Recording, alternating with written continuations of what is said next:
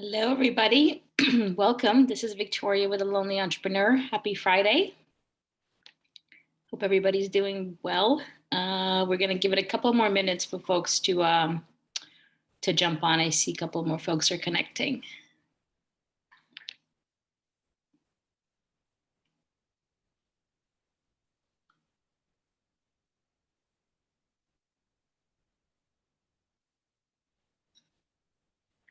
I'm going to say hello to a few new folks here. Hi, Pam. Hey, Victoria. How you doing? I'm awesome. How are you? Good, good. I'm so happy to see you here. Yep, so far I can make it. Hopefully I don't have to jump off, but I'll hang in there as long as I can. Awesome, awesome, awesome, awesome. Very good. All right. And hey, Nancy.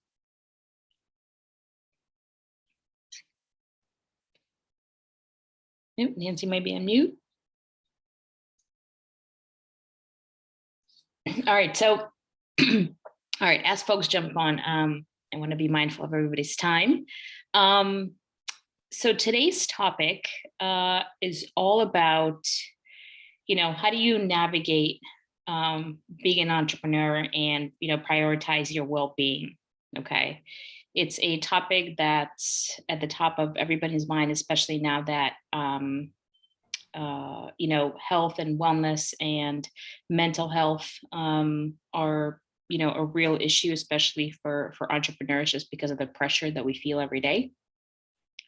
So I think we wanted to dedicate, a whole kind of hour of us talking about it. But again, as we always say, right, we try to keep this topic focused. But if there are any questions that are, even remotely related to this or not related, please feel free to jump in and ask, because we want to be able to answer all questions across all of the business and personal issues as you face. So, but having said that, hi, Michael. Hello, hello. How are you? Good. How are you? Good.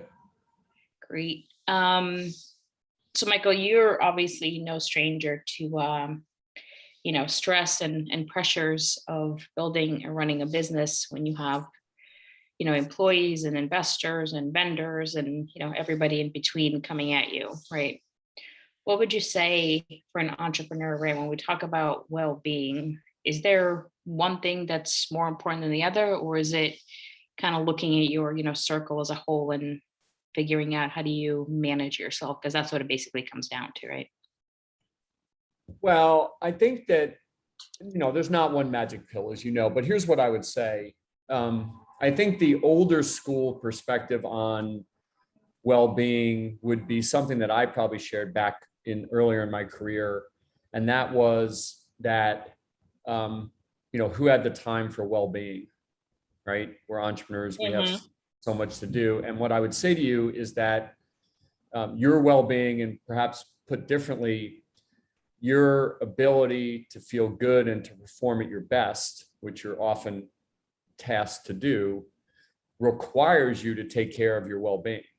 So don't think of it as, okay, there's my business and all this, and then there's my well-being that I care for over here that takes me away from the business. It's more that your well-being is no different than sales or marketing or product development. Like if you don't do your well-being well, you don't perform at your best. And this was never more true than under the recent, challenges in COVID, and certainly what we went through back in the financial crisis of 2008. So I think, and remember, I was a mergers and acquisitions lawyer. We never talked about well-being. It was just like, figure it out. And so I think the first thing to think about is, don't think of it as outside of the business. Think of it as a core function that if you're not solid, in however you mean by that, you're not going to be able to perform. You're not going to get your organization to be able to perform, and you're not going to be able to bring the energy that you need to be able to do that. So I think for me, that was the most important thing to start with. That's great. And I just want to say, hey, Gia. Hi, Josine. Hey, Darla. We're just talking about, great to have you here. Hello. Hello, hello. We're talking, today's topic is all about the well-being when it comes to being an entrepreneur, right? Mental health, taking time to recharge. So I just want to, I really want to make sure this is an interactive session, because I think as entrepreneurs, we just go through so many internal pressures, right, that we all feel that we don't necessarily, voice or verbalize. And especially us women, I think there's an extra layer, right, of certain pressures that we feel, whether it's because we have, sort of our family stuff, right, kids and all the normal stuff that we just have to deal with on a daily basis, aside from trying to run a business, a successful business. Yeah. And certainly, definitely women in particular. And as we've learned more and more from our Black and brown communities, additional pressures, like, so there's a lot, but I think really the one thing I really want us to start with is, don't think of it as outside of the business. Think of it as a core capability that you as the CEO have to be able to do to enable your business. And I think once you have that mindset, you're like, okay, then how do we do it? Which is what we're going to spend time on. Think about, while I'm setting some foundation here, think about some of the craziest pressures that you guys have been under, and the craziest stories that you've went through and stresses that you've went through. And I'll ask you about it in a couple of minutes.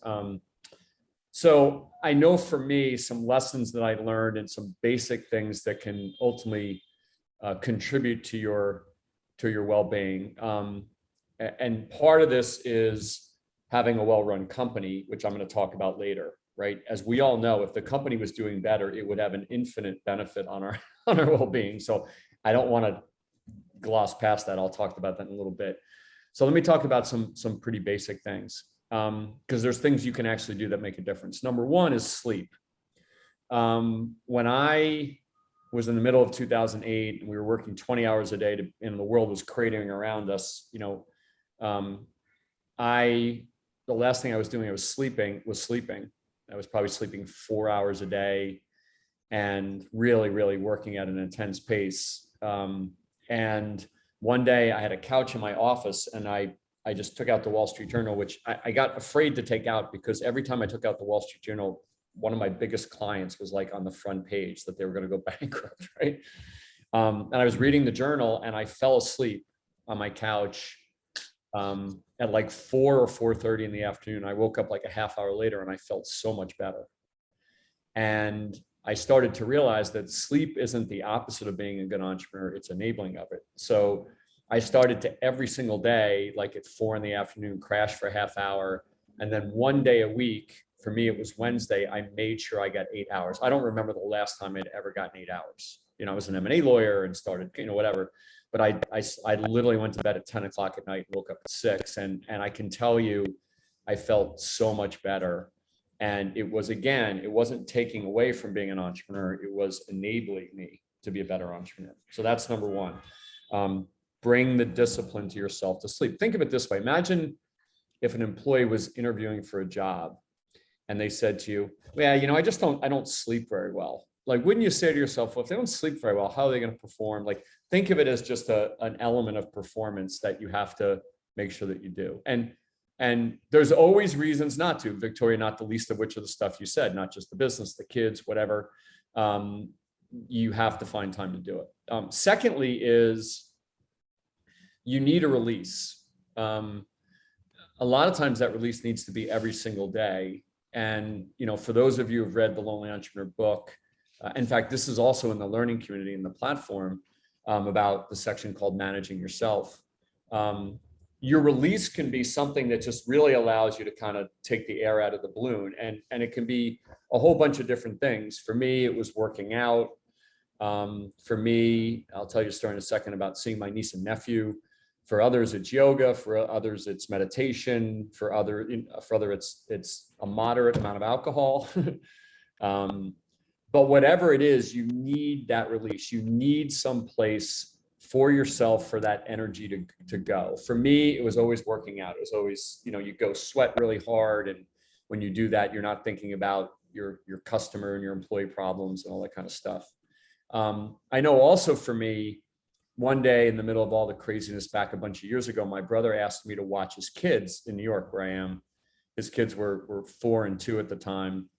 And I was like, Dan, you're reading the paper, man? I don't have time to watch your kids. And he's like, I really need you to do it. And I went over there for an hour, and the 4-year-old and the 2-year-old, their names are Raina and Brendan. could not care less about what's going on in the business world. And I found myself engrossed in their joy, their happiness, their whateverness, their kidness. And it really helped me. And I said to my brothers, like, I want to do that every week.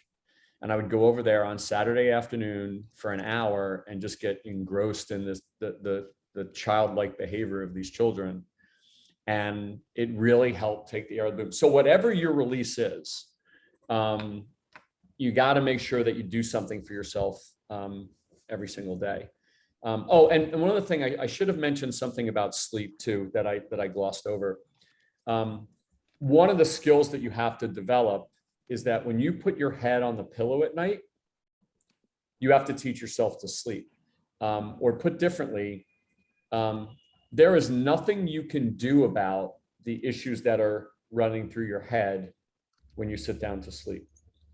And if you spend time thinking and worrying and doing, as opposed to just sleeping or releasing by reading a book or watching television or listening to music or whatever it may be, you're actually being a worse entrepreneur, because you're wasting time and energy taking away from something that does have an impact on your business, sleeping, versus something that doesn't, which is worrying about all the things you're going to worry about in the morning anyway. Okay, so first and foremost, sleep, the discipline to sleep, whether it's naps, getting 8 hours, and teaching yourself to sleep, because there's nothing you can do about it. And then secondly is having a release, to have that release for yourself every single day that gives you the opportunity to kind of deflate a little bit. The other thing before I stop and hopefully hear from you guys about some of the stresses that you're feeling is when you do take the time to be away from your work, whether it's be watching a movie, reading a book, being with family, whatever it is, going to dinner, going to a party, make sure you're there. I know you're physically there, but make sure you're mentally there. It does you no good to go to a movie or to sit with your kids or to have dinner with your family and not be there and be worrying about your business, right? If you're going to worry about your business, don't go to the party, just stay at your desk and work, right? So you've got to teach yourself the discipline that when you do decide to take time away, whatever that is, that you are present and getting engrossed in it and giving yourself the opportunity to let your brain kind of deflate a little bit, right? While you're in those, those small and finite times that you actually take time away from your business. Michael, but I think that's also a skill, right, that we have to learn, because I know for me personally, it's as much as I want to be present, right? If I'm somewhere, if there's a real issue, right, or there's something really emotional going on, it's really hard to separate, right, your brain from your emotions, no matter where you are. So again, that's a skill, right, that you just have to, emotional intelligence, basically. Well, I think a couple of things, V.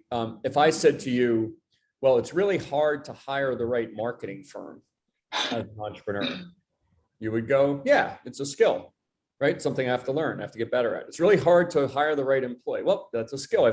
It's exactly what you said, V. It's a skill. Your well-being and your ability to sleep and your ability to have releases and your ability to be present where you are skills. And if you do them worse, you're not as good in your business or as an entrepreneur as you could be.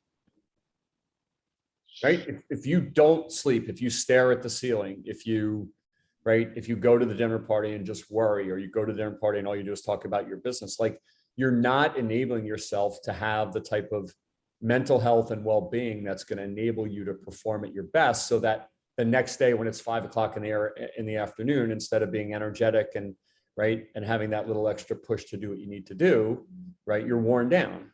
And again, I'm being, somewhat facetious in the sense that I'm drawing these distinctions that it's all or nothing, that you're going to get some magic boost of energy at 5:15 in the afternoon. But these are exactly as you said, these are skills that you have to develop. And if you sleep better, you'll be better at your job. Right.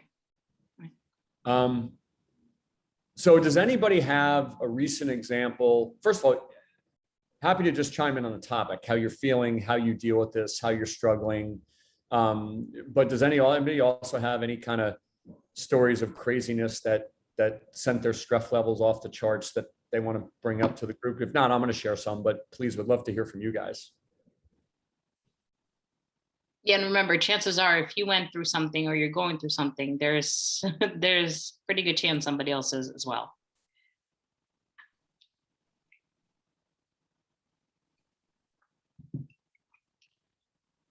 Any takers?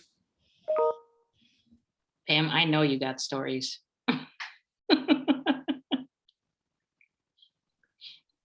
Well, I'll share one or two with you. I remember back in the days of our company, I had just hired a bunch of really high-priced salespeople. We're spending a lot of money, and we sold the health plans like Cigna and Aetna and those guys. And these high-priced salespeople were supposed to know that all of the big companies that an insurer insured, they were supposed to know, because if they knew that Cigna insured FedEx and others, like that was important how we sold.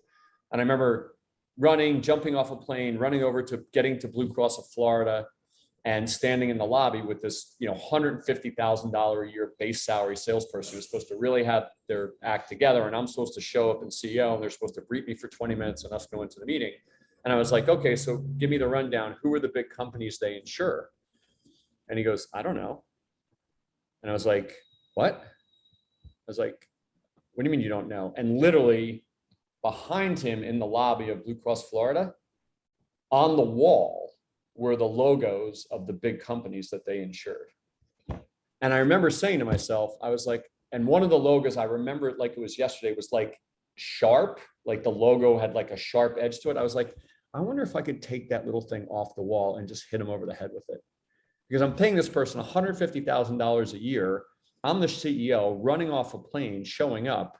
And it's that type of stuff that happens all the time in your days. I don't have to tell you guys that. Like these are different things that happen that increase the stress that comes, when we're trying to address this stuff. So I think Pam stepped away. She said basically the question is for everybody is, can you share kind of a crazy story that you've gone through that kind of raised your stress level, where you just went to yourself, man, this entrepreneur thing is It's more than I expected. A little bit more than you expected. So Pam had to step away because she has a customer, which is awesome.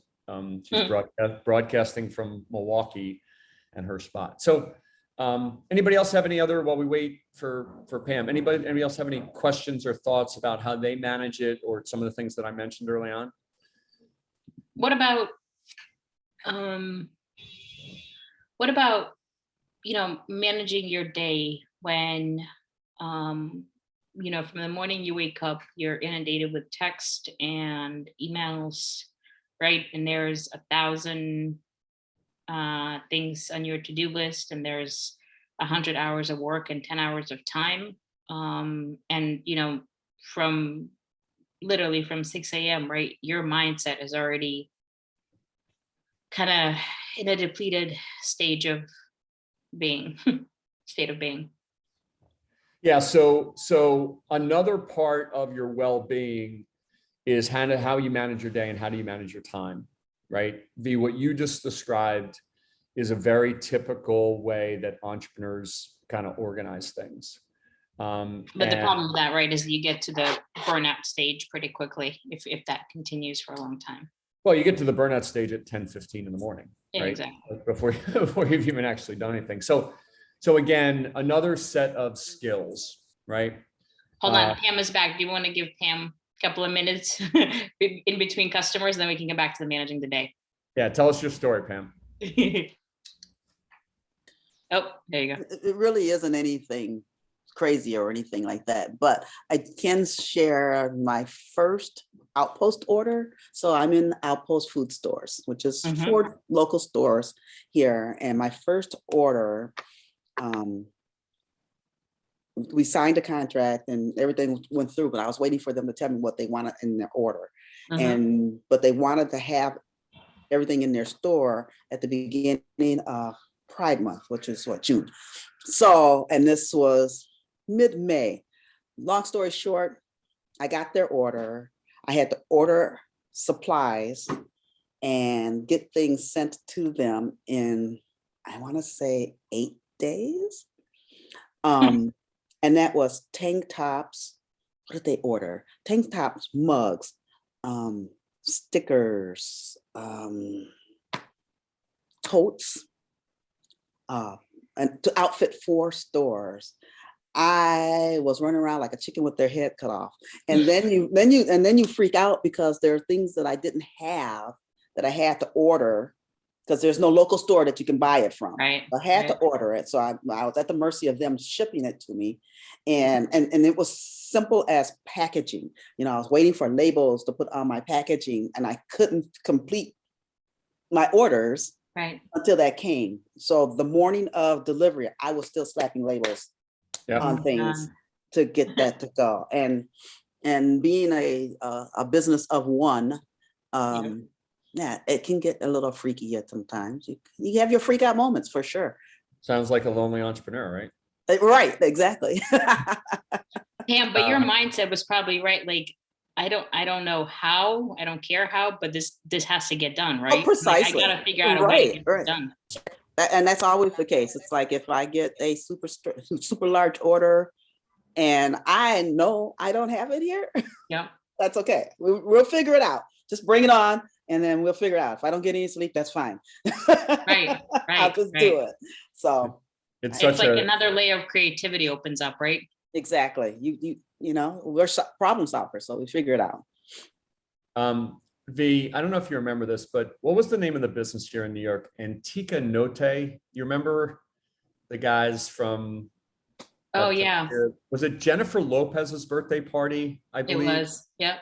So great story. They're invited, small company in New York with this really cool food. Got invited to do a piece of Jennifer Lopez's birthday party on a yacht. So they're super excited. And like 3 hours before, the main food vendor had a problem. And so they called them up and like, we need you to handle the whole thing. So instead of doing like 10% of the party, they now own the party. Like literally they're packing stuff up and they're like, and Jennifer Lopez's people said, can you handle the whole thing? And, you know, they talk about it today, like, you know, it's a badge of honor. And obviously they did great, and not obviously they did great, and bubble gum and duct tape. But I think, you know, Pam, you tell your story, I'm telling that story. We have our stories that we all, like a lot of times what people don't understand is this is every day. Like it's every day. It just might be in a different part of the business. One day it's an employee, one day it's a customer, one day it's money, one day it's whatever. This is the stuff that happens day in day. And that's why this well-being stuff is, as you said, V, it's a skill, no different than marketing or sales or anything else. You have to sleep. You have to have releases, right? You have to learn, you know, how to be present when you're away from work. Okay. And I'm going to get into managing your day a little bit, V, that you asked in a minute. Jacqueline, did you have a question? Do you want to chime in? I will say, last holiday season was really my first like season as a licensed food processor. And because I was excited, like I signed up to be in different like gift boxes and then when the orders start coming in, it's like you look at your email and somebody's like, oh yeah, we need 250. I was like, oh. Yep, totally. And then we pressed our way because we gonna always make it happen no matter what. And the morning we're going to deliver, I look at the email and they had added like say 60 more.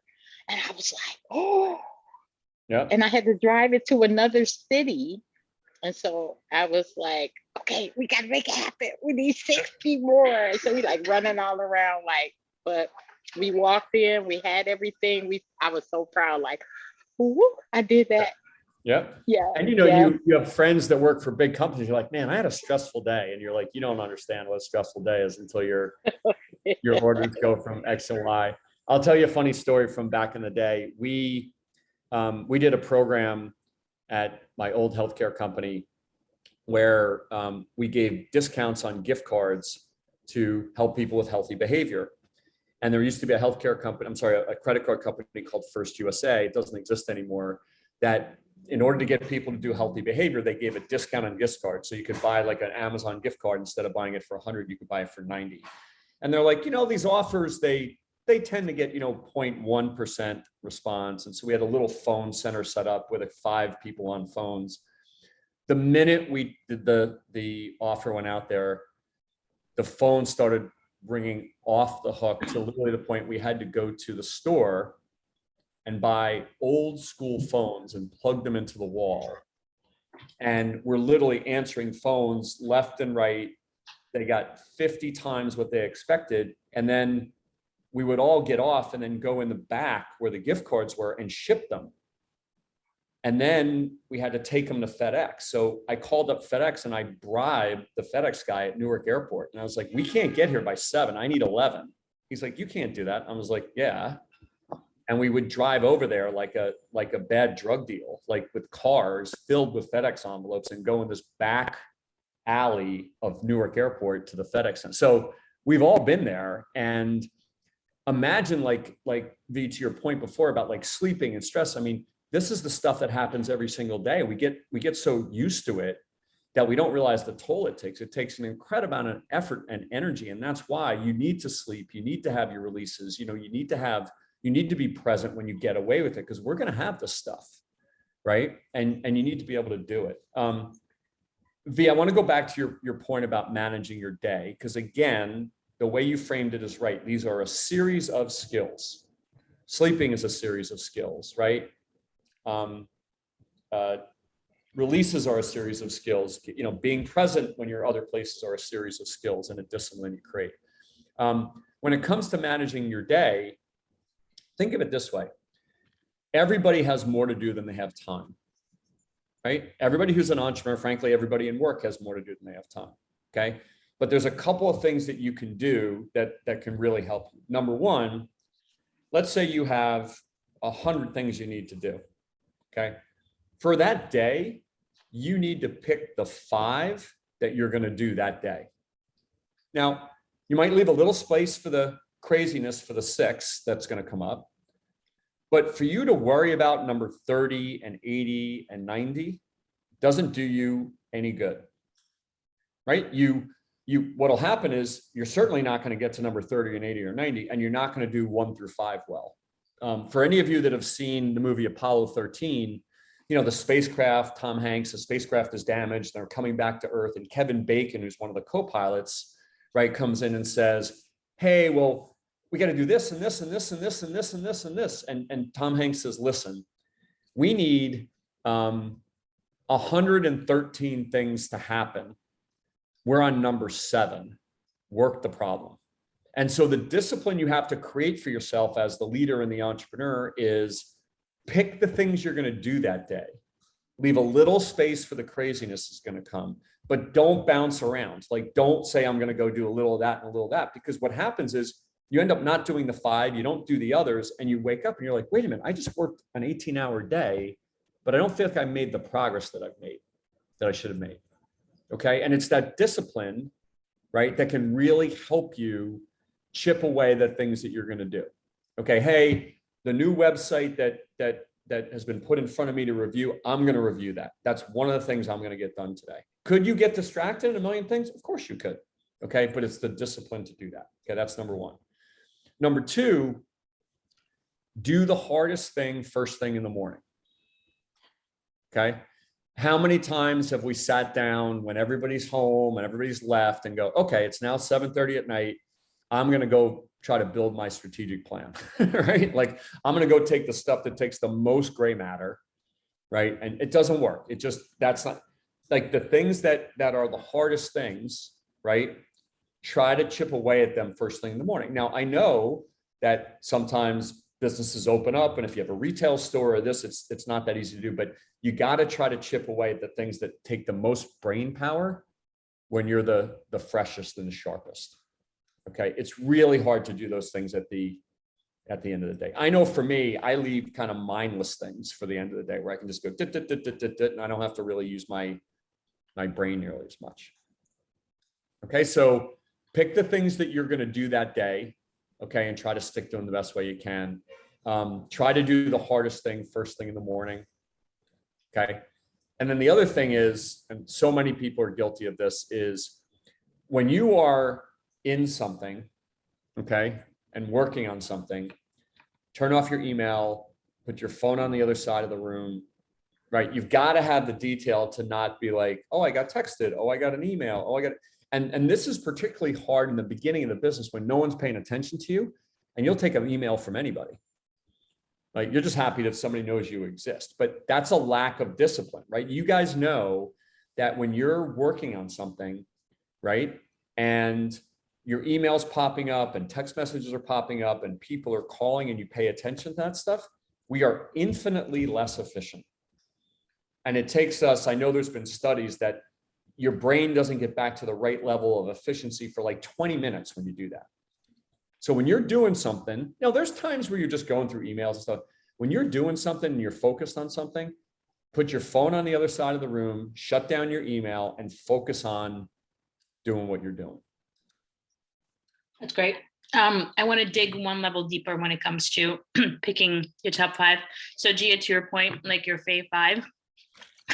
Yes, except I would say in previous calls, we talked about this. Remember, right? We all have goals. So when you think about picking your top 5, you always want to make sure that whatever you're prioritizing and whatever you're going to focus on is going to, you know, bring you closer to your goals. Because we can pick the top 5, like, you know, I have to organize my desk because you think that's really important, right? Because you feel messy. Or it can be, okay, I have to call 5 leads because that's going to generate revenue.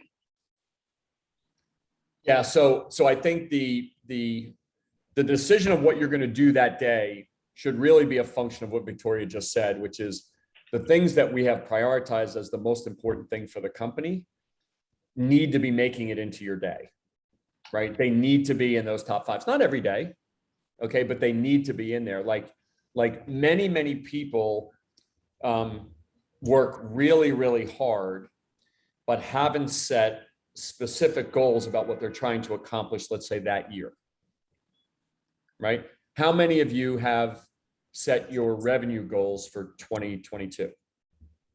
Okay. And if you haven't done that, that will dictate how well you're aligning what you choose to do day to day, week to week to those goals.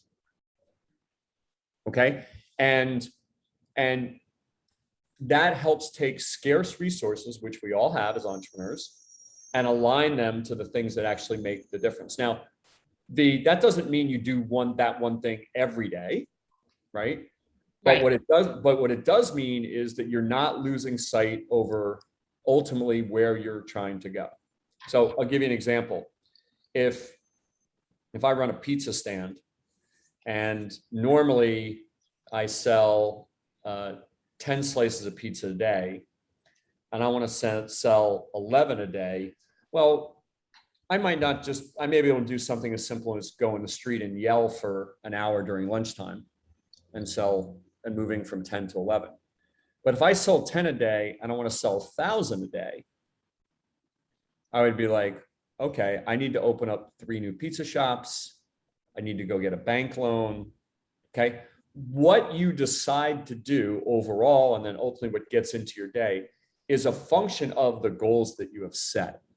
And if you don't set those goals, it becomes very difficult to take the scarce resources of you and whatever other resources you have around you to be aligned to chipping away at those goals. And as you guys know, we're talking about, kind of your well-being and mental health. When you feel, I don't know about for you, but I know when you feel like you're moving towards a goal, okay, we're not there yet, but the effort is directed to where we're trying to get to, and you know what that is, and there's clarity on that.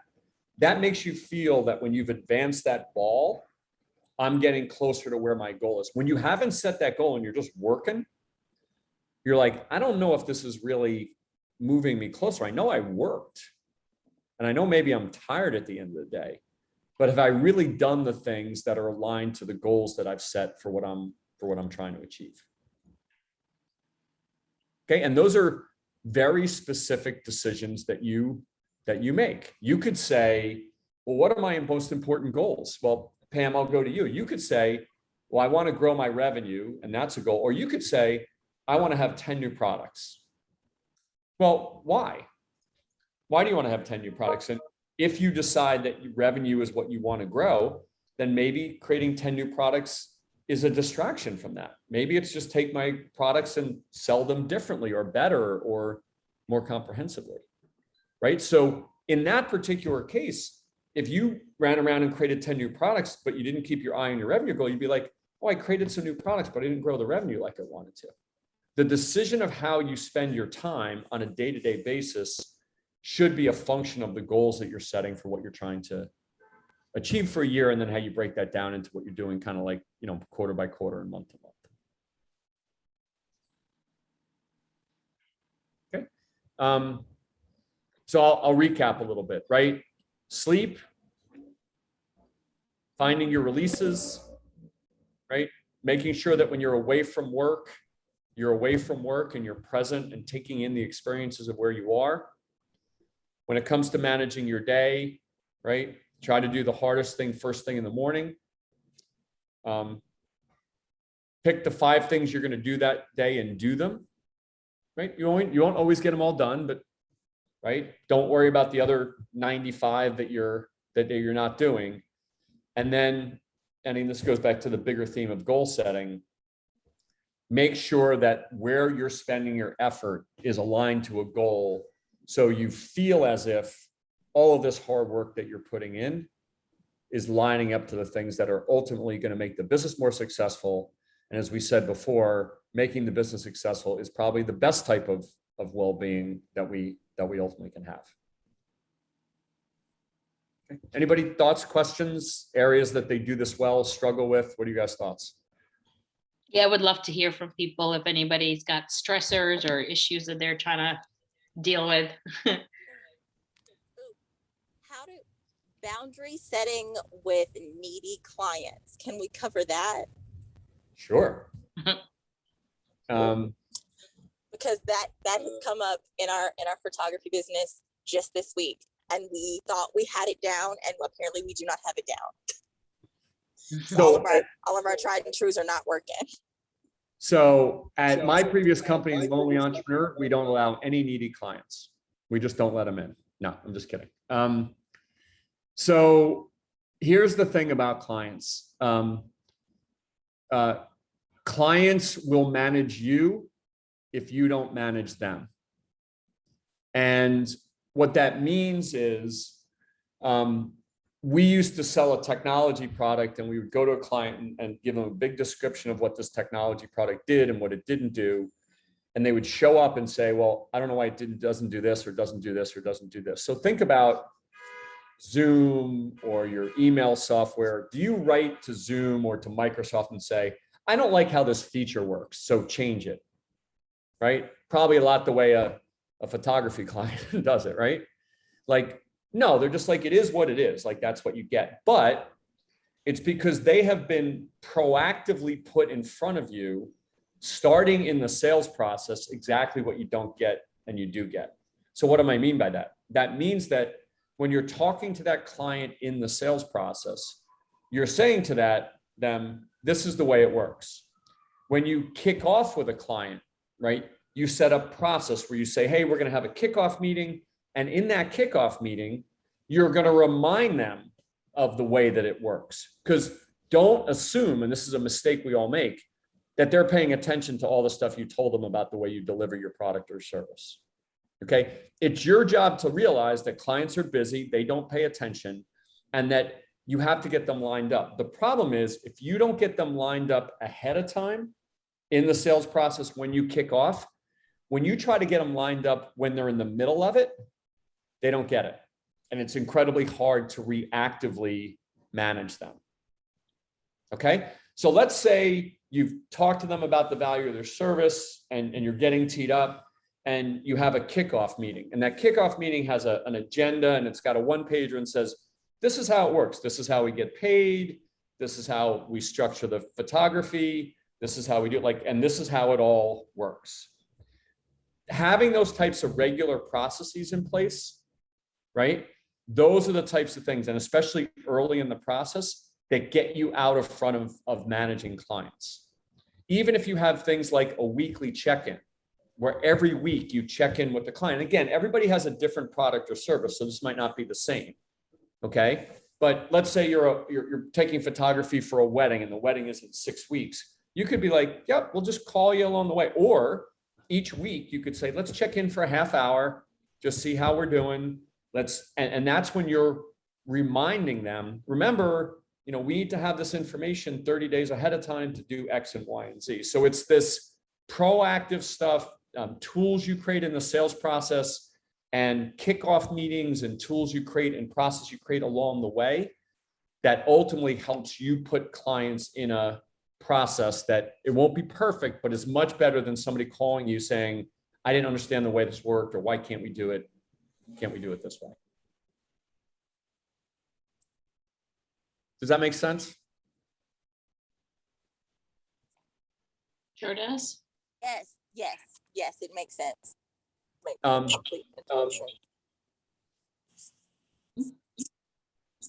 Somebody else have a question? Brandy, go ahead. My struggle in the business is building the clientele, the steady clientele.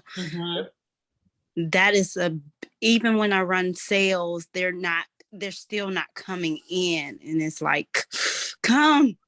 Yep. Tell me a little bit more. I know a little bit, but for everybody else, tell everybody about your business a little bit. I started a clothing line. It's J Finito. It means just fine in it too. It's for clothes to fit. Where women normally just go buy clothes and we just deal with not having clothes that are made to fit us. I'm tapping in to start with women having clothes that are made to fit for their lifestyle. So it's not just on getting clothes that I can sell that make some money. It's more like quality. If you work out, you want clothes that, I went to the gym the other day and I wore a suit that I bought before I even started the clothing line. I literally run 30 minutes a day. And I came home, took a picture, sent it to my little girl group that we keep in touch with. And they were like, oh my God, we didn't want to see your wet, down low. And I was like, I didn't even realize it. But when I place the clothes that I purchased, because I purchased them for reasons, when I leave the gym, I can go to the grocery store, I can go anywhere, and I don't have to worry about the underlining oopsies after working out that we tend to hide.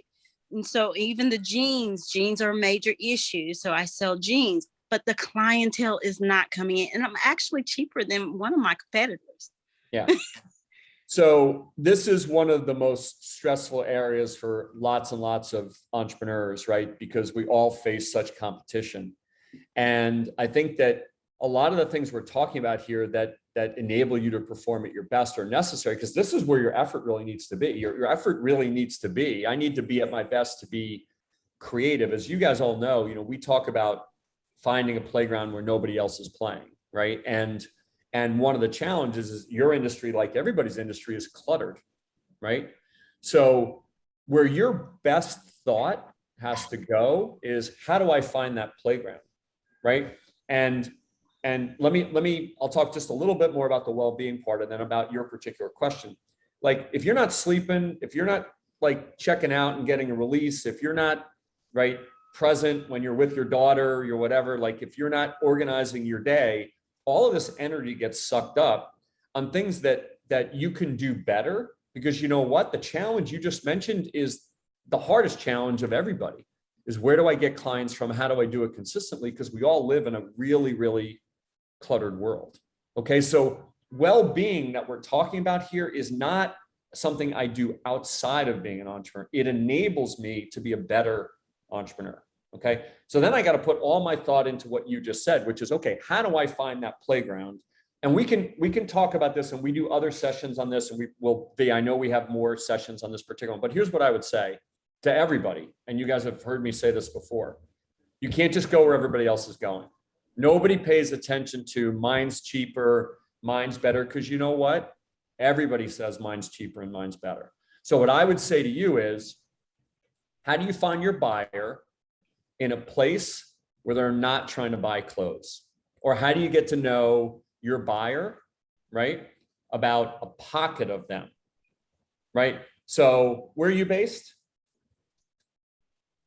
I'm in Birmingham, well, Hoover, Alabama. Cool, Birmingham. right? So how do you get to be known for a spot? Like, yes, you should be able to market to everybody, right? But Right. what if you just marketed to single moms in Alabama? And you got to be known as the place that just does single moms in Alabama. Okay. That might be a really dumb idea, but the point is you want to win a playground so you can talk to those people in a way that's different than, hey, we have cheaper, hey, we have stuff that fits really well, right? Those types of things. You've got to put your brain power in trying to find that place where you're the only game in town. And I don't mean town literally, but your spot. Right? Where they go, oh yeah, she's that. Because you know what? Once you get to be known for your playground, you can do all kinds of other stuff. But we're all facing is the clutter of the worlds that we live in, where all the greatness of what you're doing doesn't shine through, not because it's not great, but just because we're all cluttered by everything that's out there. Okay, so that's where your brain power has to go. And that's why this well-being stuff is so important, because this is the stuff where you got to go, okay, I know I have this really good things, right? But how do I market to a segment, a pocket, a playground that is specifically for my people? Now, you gave an example of leaving the gym, right? Those are moms going to the gym. They only have an hour. They run around. They can't do everything, whatever. Like you could go, I'm going to go win that group. Right. And those types of playgrounds, why? Because you have specific know-how, specific understanding. Your social media can be like, look what happened. And people will go, yeah. Right. So the way you find this playground and the way everyone finds their playground, right, has to be, that's where we need our brain power. And that's why it's so important. This topic of well-being is so important, because that's where like all of our real gray matter has to go to. Okay. A lot more that can be said about this for everybody, as you guys know, but that's the biggest challenge we believe as an entrepreneur, is how to find that playground where you go, yeah, they're the only ones that do that. Okay. So, thank you from Alabama. Sorry about the loss this weekend, by the way, by your Crimson Tide. But anybody else have any comments or thoughts?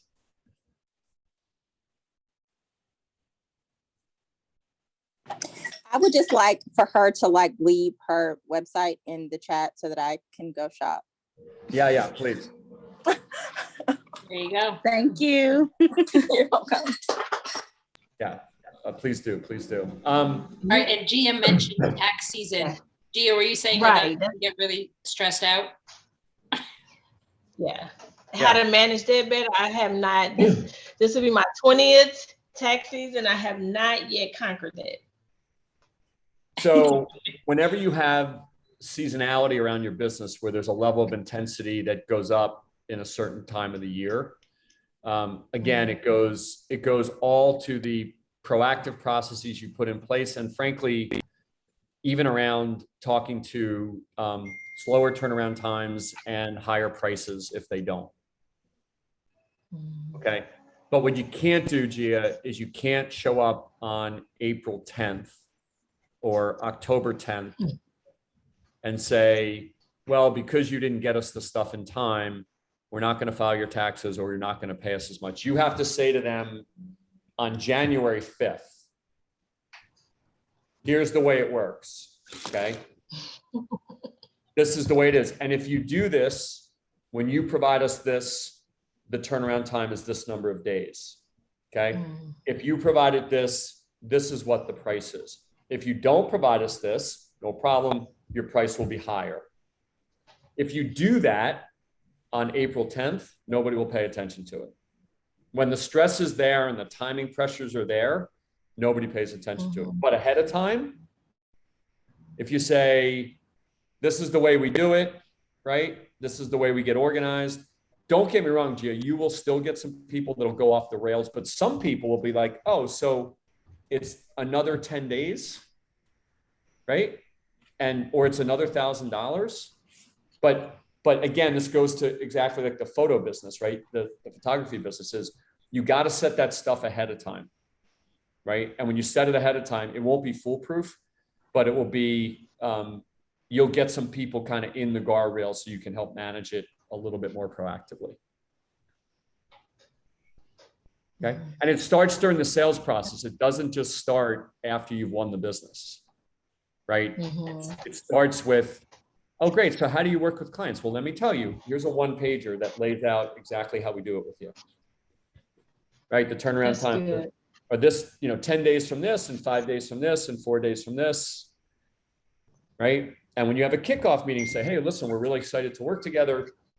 Here's all the parts of our relationship. This is the way it's going to work. This is the turnaround time. These are the prices. As you know, your price is this. If you don't provide it to us in these formats, there's an extra this that comes with it. And Let magic. me ask you this because you said something very important. So, I have had growth in myself over the 20 years. And so the issues lie more with the older clients that's been there from the beginning because they feel like they the ones who made you, and Yep. the ones that have come, I'll say within the last 5 to 7 years, I'm able to implement that, like you said, at the point of sale. When we first have the engagement talk, before I give them the engagement letter, I set the expectations, the tone is pretty much great for the most part. You still have, but definitely better than, but like my older ones, I don't know how to, but they've been used to that behavior and everything's a 911 and I need pay stubs. I need this, give me this, that, and the other. And they're used to, of course, when we were smaller, we can do it and it wasn't as a big deal, but now as we've grown, it is. And then also their pricing, they're used to being at a certain pricing level where everyone else that's coming in is at a higher pricing level with firmer expectations. So how do you shape and change the old? Yep. The behavior. Because I already get complaints. Like one client, he tells me, oh, so now I have to set an appointment. I remember I could just go walk in the office. So now you're too good for me. So yeah. So this is where some of the leadership comes in, where you have to go back. First of all, I would ask you, are these clients that operate this way profitable? Right? Right, in their own business. For the most are they part, profitable no. for you? Right? Oh, some of them are because they're monthly clients. And so our larger, even though tax season is a surplus, more at a shorter period of time, but they're consistent 1/12 every month. Yeah. So I think that it's always harder to change behavior of existing clients. Anybody that has children knows that. I think that you have to, Gia, you have to get out in front of it and socialize it over a period of time. And what I would do is tell them that in 3 months or in 6 months, their process is going to change or their price is going to change. Like just basically say to them, it's not going to happen tomorrow, but 3 months from now, your price is going to go from X to Y, right? And the process is going to change from Y to Z. They will kick, they will scream. But if you do it in the middle of the stress, that's when it doesn't work, right? If it's like when you come home and your child, teacher says, well, this is what's happened to your kid. And you're like, well, wait a minute, why didn't you tell me about this ahead of time? Or why don't we prepare for this? Like, that's the thing. When you do it reactively, you can't manage them. You have to, you've got the new ones, right? The old ones, you have to say, hey, listen, we're growing, we're being more efficient, we're using new systems. in 6 months, right, your price is going to go from X to Y, and we've got a completely new process. So I'm going to socialize that and chip away with you, right? Exactly how that needs to be done. Your job as CEO at times is to conclude that if they don't want to get on the train and they're not particularly profitable, then should you have those clients? Right? This stuff is not groundbreaking. It's just good business, right? But you have to be proactive, and the more you can get out in front of it, and if you can socialize things over time, right, you can kind of chip away at some of those mentalities, deal with the frustration, but not deal with it when you're right in the middle of it. Okay, thank you. I know that when we had health plans as clients, we would send them a big document that says, this is all the stuff you get. None of them read it. So a week in, they're like, why doesn't it do this? Why doesn't it do this? Why? And we're like, we're not doing that anymore. So like ahead of time, when we had the kickoff meeting, we're like, this is all the stuff that it does. This is all the stuff that it doesn't do, right? We assume you didn't read any of this, but we had to reorient them to understanding this is what it did. This is what the process was. And we would say, listen, you know, when you give us this, in this case, our case, it was data. When you give us this data, it gets implemented 15 days later. Not when you give us this data, it gets implemented on January 15th. It was, we do 15 days from when you give it to us. You want to give it to us on Thursday, you want to give it to us on Friday, you want to give us next week, whatever you want to do, it's 15 days from there. Right? And if you do that early and consistently, that's where you can kind of get them into a flow. Right? Yeah, makes sense. Awesome. And I know, Michael, we're up against time. Yeah, the only thing I would say is that part of the well-being that we didn't really talk about is this stuff, which is running your business better and getting out in front of these. So part of it is when you do this stuff better, you feel better about your business. It's not as stressful. You have more structure around it. So part of it's just how well do I do it, right? Everyone's like, just be less stressed. And certainly the things we talked about before are important, but so is finding my playground and managing clients and all the things that actually make stress go away easier because you're doing better. So thank you, everybody, as always, for your time. We really appreciate it. Thank you, everybody. Thank you for attending the hour. Have a great weekend, and we'll see you back here next week. And thank you to all who share their stories. Bye-bye. Have a good weekend.